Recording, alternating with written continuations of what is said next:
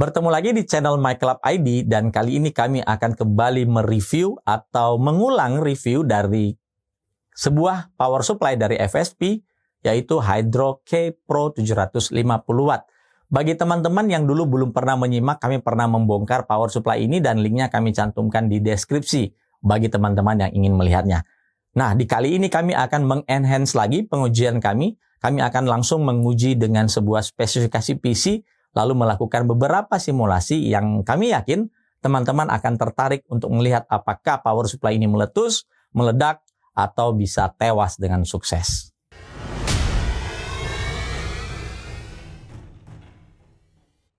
FSP menawarkan seri HV Pro di angka 550 Watt dan 650 Watt.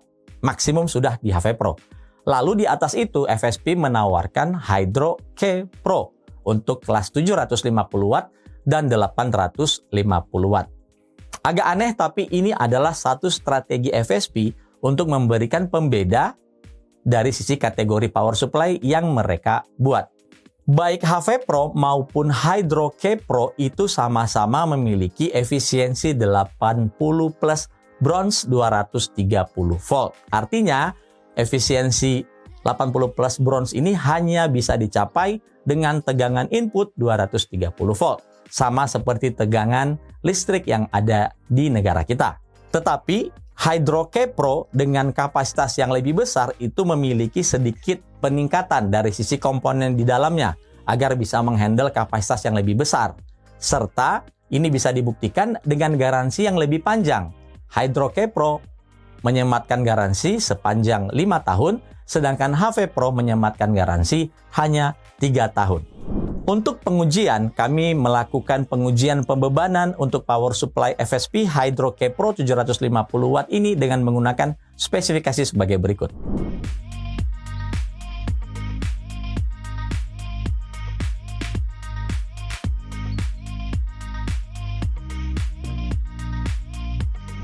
Kami memilih sebuah GPU GeForce RTX 3090 Aorus Extreme yang membutuhkan 3 buah input power dari PCIe. Jadi ini cukup sadis lah untuk menarik daya ya.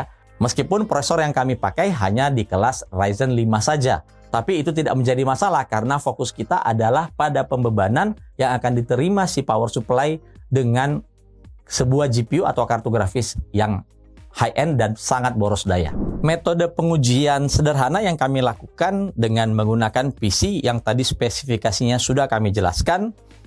Kita akan membebani prosesor dan kartu grafis yang dipakai menggunakan power supply FSP Hydro K Pro 750 Watt yang sudah mendukung ATX 3.0.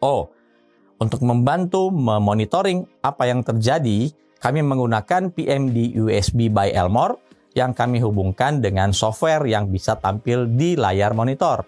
Sehingga yang kita perhatikan adalah tegangan, current, dan juga berapa daya yang dikeluarkan output dari si PMD USB ini yang nanti akan memonitoring seperti misalnya PCIe 1, PCIe 2 itu adalah angka yang diambil atau digunakan oleh si kartu grafis GeForce RTX 3090 yang kami pakai. Sedangkan untuk IPS itu untuk prosesor yang kami pakai yang dalam hal ini adalah AMD Ryzen 5 7600. Nah, nanti kita akan memperhatikan seberapa drop yang terjadi pada monitoring ini ketika kita membebani prosesor dan kartu grafis. Terlihat kita menjalankan Cinebench R23 Multicore untuk memeras prosesor dan kami kombinasikan dengan Furmac yang kami jalankan di 4K resolution seperti yang tampil di sini. Lalu kita bebankan pada power supply FSP Hydro K Pro 750 Watt dan inilah yang tampil grafik saat ini yang ditunjukkan oleh PMD USB. Kita perhatikan tadi waktu idle itu maksimum tegangan 12 voltnya di 12,3 dan saat terjadi pembebanan itu sekarang hanya turun kecil sekali jadi 12,2 volt. Kita lihat juga bagaimana konsumsi daya yang sangat dominan terjadi di PCIe karena memang akan lebih besar daya itu diambil dari power supply untuk suplai daya ke kartu grafis yang kami pakai. Nah, perlu diperhatikan PCIe 2 voltage ini adalah gabungan dari dua PCIe konektor karena kartu grafis yang kami pakai membutuhkan 3 konektor PCI Express 6+2 pin ya. Jadi beban ini akan lebih besar dibandingkan yang PCIe 1 yang hanya dibebani oleh satu jalur saja. Kita akan membuat sebuah simulasi bagaimana kita melakukan simulasi saat tegangan listrik tidak stabil atau drop. Perhatikan di power meter menunjukkan angka sekitar 215 volt. Ini adalah output tegangan listrik. Dan kami akan simulasikan tegangan listrik turunnya itu menggunakan sebuah voltage regulator yang ada di belakangnya. Perlu kami garis bawahi, FSP Hydro-K Pro 750 watt ini hanya mendukung input 230 volt saja. Ya, kita akan lihat sampai di mana dia masih bisa bertahan dengan kondisi ekstrim dibebani seperti ini. Kita akan mulai turunkan secara bertahap.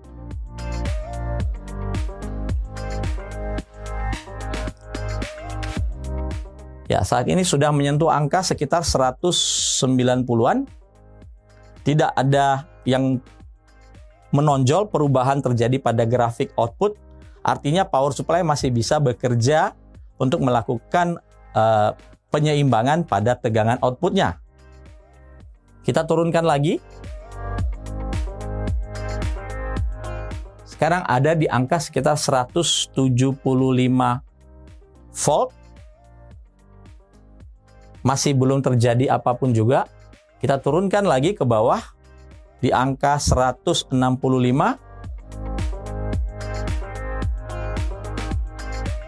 Di 140. Ya, 140 volt. Ini sebenarnya kondisinya sudah tidak ideal ya. Kita simulasikan dan power supply ini masih bisa bekerja. Kalau perhatikan grafik yang terjadi di sini itu tidak banyak perubahan, tidak ada satu grafik yang sangat menonjol dibandingkan yang lain ya. Jadi dia masih bisa bekerja di tegangan seperti ini. Kita turunkan lagi di angka 130 volt.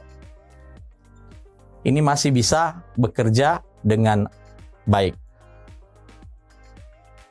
Ini bisa memberikan gambaran kepada kita power supply yang hanya menerima input 230 volt masih bisa bekerja pada kondisi yang sangat ekstrim pada saat tegangan listrik di rumah atau di tempat lokasi kita menggunakan PC itu sangat-sangat ekstrim dropnya. Dengan pembebanan yang sama, kami mencoba melakukan simulasi bagaimana ketika tegangan naik. Sayangnya, voltage regulator yang kami miliki hanya bisa maksimum bisa menaikkan tegangan hingga 240 atau terbaca di power meter ini sekitar 230. Ini udah nggak bisa diputar lagi. Jadi sudah mentok. Dan ya jalannya tentunya masih sangat-sangat normal sekali. Selanjutnya, saya akan simulasikan bagaimana pada kondisi tegangan listrik itu drop tapi dalam keadaan posisi PC itu tidak berfungsi atau di shutdown. Lalu kita akan coba hidupkan dengan kondisi tegangan 130 volt ini.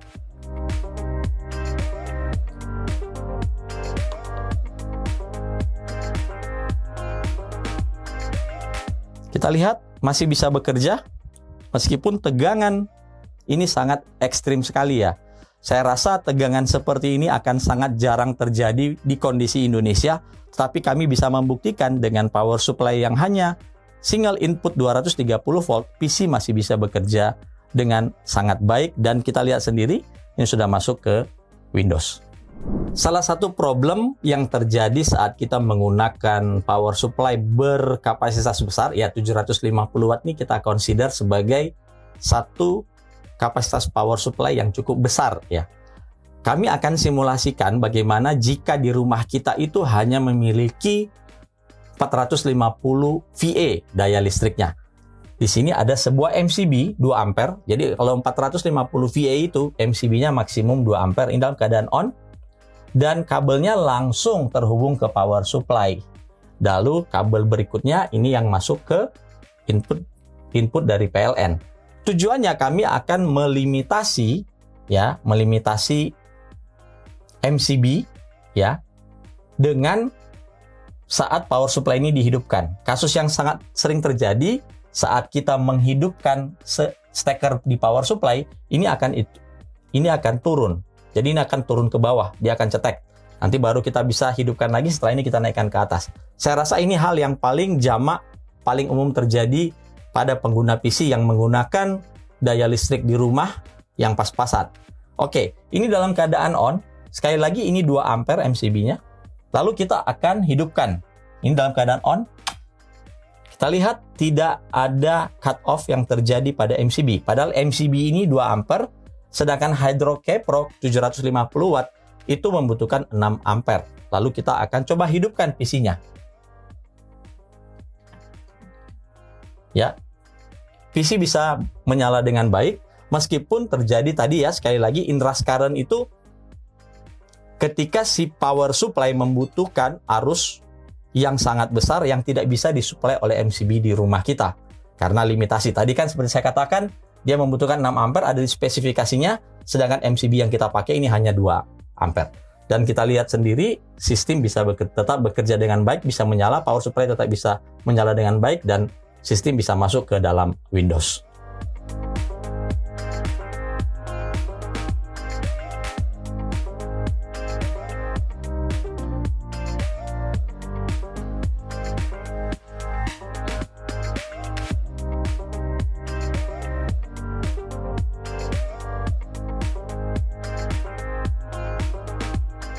Buat kami, power supply ini cukup mengejutkan kami dalam pengujian.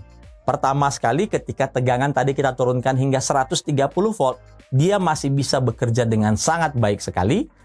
Dan kami juga sudah melakukan pengujian dengan inrush current dengan melimitasi MCB kami di 2 ampere saja, dan power supply ini masih bisa bekerja dengan baik. Ini sangat berguna buat teman-teman yang pas-pasan memiliki kapasitas listrik, meskipun kami sangat menyarankan untuk melakukan upgrade kapasitas listrik di rumah sebelum menggunakan power supply yang berukuran atau berkapasitas besar, seperti 750 watt ke atas, atau bahkan 650 watt ke atas ya. Nah, di sini kami juga bisa membuktikan power supply Hydro-K Pro ini masih bisa bekerja dengan baik pada kondisi tersebut.